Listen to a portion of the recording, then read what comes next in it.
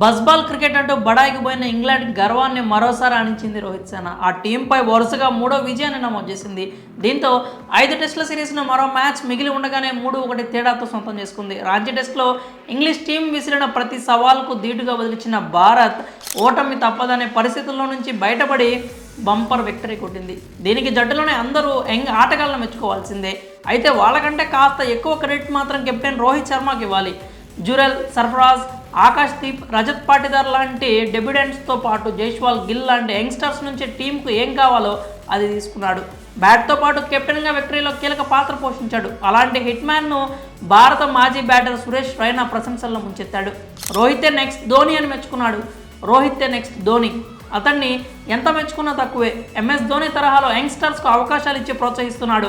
ధోని కెప్టెన్సీలో నేను చాలా మ్యాచ్లు ఆడా, గంగూలీ సారథ్యంలోనూ ఆడా.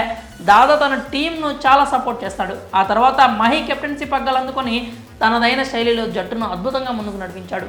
ప్రస్తుత భారత జట్టు సాధిస్తున్న విజయాలకు ఎక్కువ క్రెడిట్ రోహిత్కి ఇవ్వాల్సిందే. అతడు మొదట సర్ఫరాజ్కు డెబ్యూ ఛాన్స్ ఇచ్చాడు. ఆ తర్వాత జురెల్ను జట్టులోకి తీసుకొచ్చాడు. హిట్ మ్యాన్ సరైన మార్గంలోనే వెళ్తున్నాడు. అతడు బ్రిలియంట్ కెప్టెన్ అని చెప్పడంలో ఏమాత్రం అతిశయోక్తి లేదు అని రైనా పొగడ్తలతో ముంచెత్తాడు. రోహిత్తో పాటు విరాట్ కోహ్లీ గురించి కూడా టీమిండియా మాజీ బ్యాటర్ ఇంట్రెస్టింగ్ కామెంట్స్ చేశాడు. విరాట్ కోహ్లీ అంటే తన కొడుక్కి చాలా ఇష్టమని రైనా తెలిపాడు. అతడు ఐపీఎల్ ట్రోఫీ అందుకుంటే చూడాలని ఉందన్నాడు.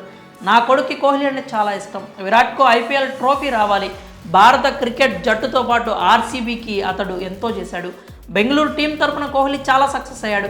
అతడు ఐపీఎల్ ట్రోఫీ అందుకుంటే చూడాలని ఉంది అని రైనా చెప్పుకొచ్చాడు. ఆర్సీబీ కోసం కోహ్లీ ఎంతో చేశాడని, దాన్ని ఎవరూ మర్చిపోకూడదు అని పేర్కొన్నాడు. విరాట్ కోసమే కాదు, అతడికి అండగా ఉంటూ టీంను సపోర్ట్ చేస్తూ వస్తున్న బెంగళూరు అభిమానుల కోసమైన ఆర్సీబీ ఐపీఎల్ టైటిల్ నెగ్గాలి అంటూ రైనా వివరించాడు. మరి రోహిత్ నెక్స్ట్ ధోని అంటూ రైనా చేసిన వ్యాఖ్యలపై మీరేమనుకుంటున్నారో మీ అభిప్రాయాలని కామెంట్స్ రూపంలో తెలియజేయండి.